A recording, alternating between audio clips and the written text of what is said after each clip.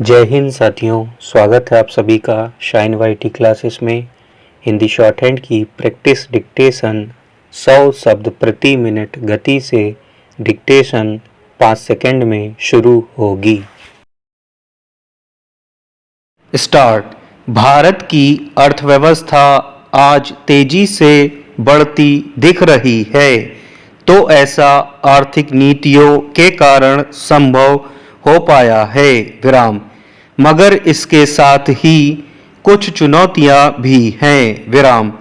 अंतर्राष्ट्रीय मुद्रा कोष के ताजा आंकड़ों के अनुसार हम 4 ट्रिलियन डॉलर की अर्थव्यवस्था हैं विराम।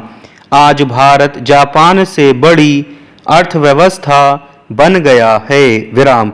अब केवल अमेरिका, चीन और जर्मनी ही भारत से बड़ी अर्थव्यवस्थाएं हैं विराम।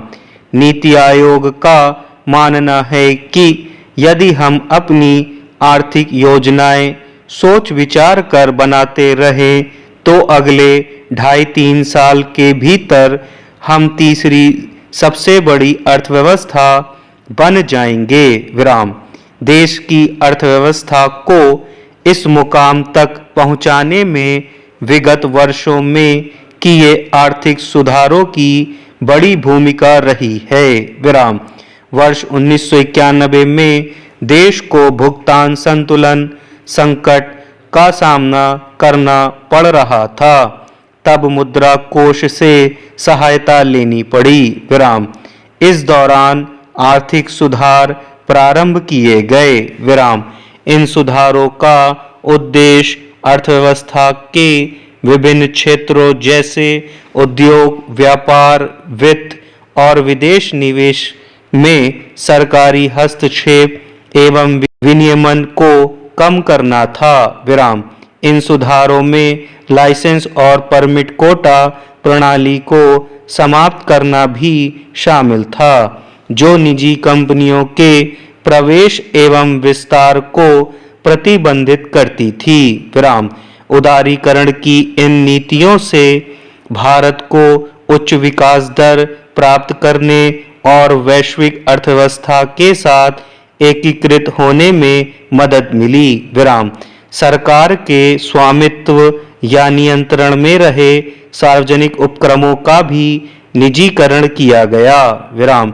वर्ष 1991 के बाद से भारत ने 60 से अधिक सार्वजनिक उपक्रमों का निजीकरण किया, जिससे 3 लाख करोड़ रुपए से अधिक राशि प्राप्त हुई विराम।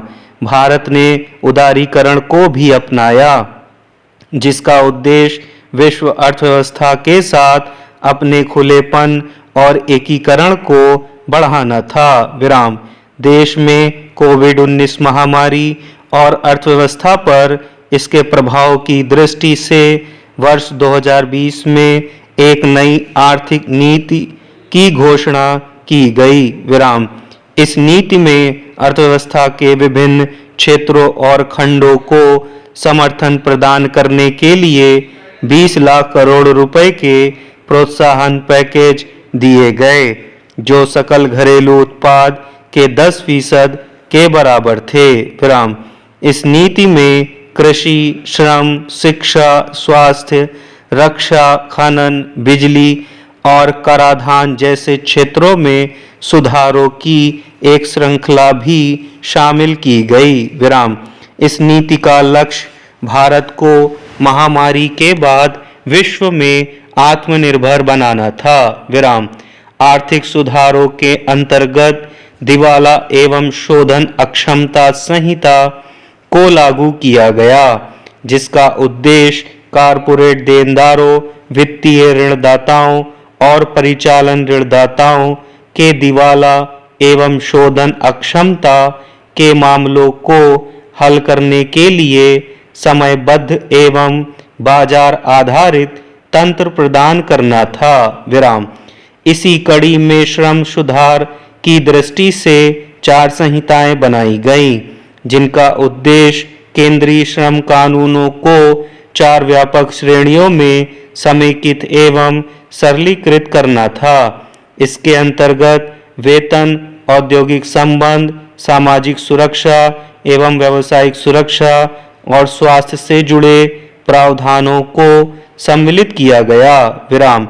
ये संहिताएं नियोक्ताओं को कामगारों को नियोजित करने एवं कार्य मुक्त करने में लचीलापन प्रदान करने, व्यवसायों के लिए पंजीकरण एवं अनुपालन की प्रक्रिया को सुव्यवस्थित करने, अनौपचारिक कामगारों को सामाजिक सुरक्षा लाभ प्रदान करने और मजदूर संगठनों के माध्यम से सामूहिक सौदेबाजी को बढ़ावा देने की दृष्टि से अहम है। विराम। इसी प्रकार उत्पादन आधारित प्रोत्साहन योजना भी कुछ क्षेत्रों में लागू की गई। विराम। ऑटोमोबाइल, इलेक्ट्रॉनिक्स, कपड़ा, औषधि और नवीकरणीय ऊर्जा जैसे प्रमुख क्षेत्रों में विनिर्माण एवं निर्यात को बढ़ावा देने के लिए वर्ष 2020 में यह योजना शुरू की गई। विराम। इस योजना के अंतर्गत पात्र निर्माताओं को 5 वर्षों की अवधि में उनकी बिक्री और निवेश के आधार पर वित्तीय प्रोत्साहन दिए गए। विराम। इसका कुल परिव्यय 1.46 लाख करोड़ रुपए था। विराम। इससे रोजगार सृजन, विदेशी निवेश आकर्षित करने, प्रतिस्पर्धा बढ़ाने और आयात पर निर्भरता कम करने के प्रयास किए गए। विराम। इन सभी उपायों के फलस्वरूप अर्थव्यवस्था में सुधार होता गया और हम चौथी बड़ी अर्थव्यवस्था बन गए। विराम। आर्थिक विकास के साथ साथ अब भी कई चुनौतियां बनी हुई हैं जो अर्थव्यवस्था की बढ़ती गति में बाधाएं उत्पन्न कर सकती हैं। विराम। निम्न आय वृद्धि, उच्च मुद्रास्फीति और बेरोजगारी के कारण भारत में वस्तुओं और सेवाओं की मांग उतनी तेजी से नहीं बढ़ रही है जितनी एक विकसित अर्थव्यवस्था के लिए अपेक्षित है। विराम।